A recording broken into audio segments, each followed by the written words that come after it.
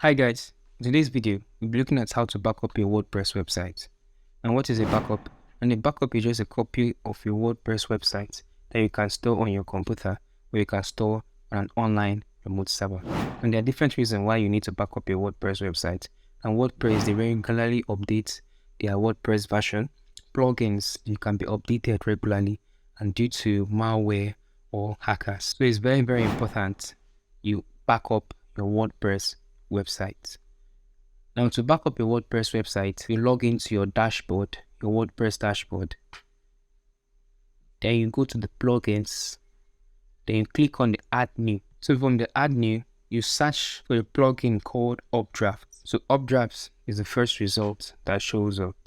Now you can see that Updraft is being used by 3 million people, and also ensure that Updraft is compatible with the version of your WordPress. So you click on install now, then click on activate. So you can see the plugin is activated. And we scroll down to the Updraft and backup and restore plugin. So you click on settings. So in the settings page, you can see different options: the backup and restore, migrate and clone, and other options. And you can see we have no existing backup yet. So to take a backup of the site, you go to the settings tab.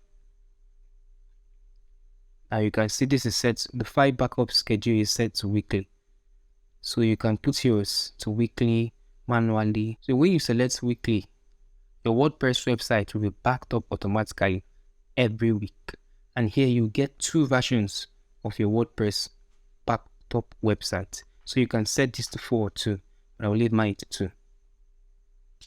So Updraft provides you with different options to store your WordPress website. So we can use the different remote servers here. But for mine, I'll be selecting Google Drive. So you click Google Drive. Then you scroll down and you save the changes. So your settings have been saved. And you go back to the backup and restore settings. Then from here, you click the backup now button. To ensure you click all the options here, then you click on backup now and you wait for the backup. So the backup has finished running, so you can close.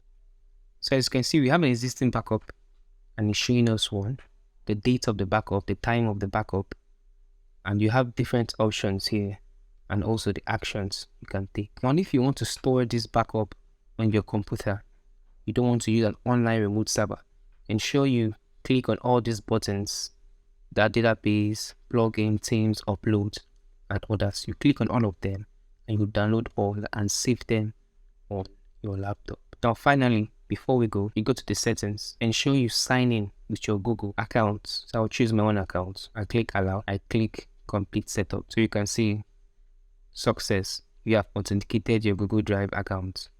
Thank you guys for watching today's video. We would like to see how this video has helped you in your WordPress career. Like, subscribe, and share. Thank you guys.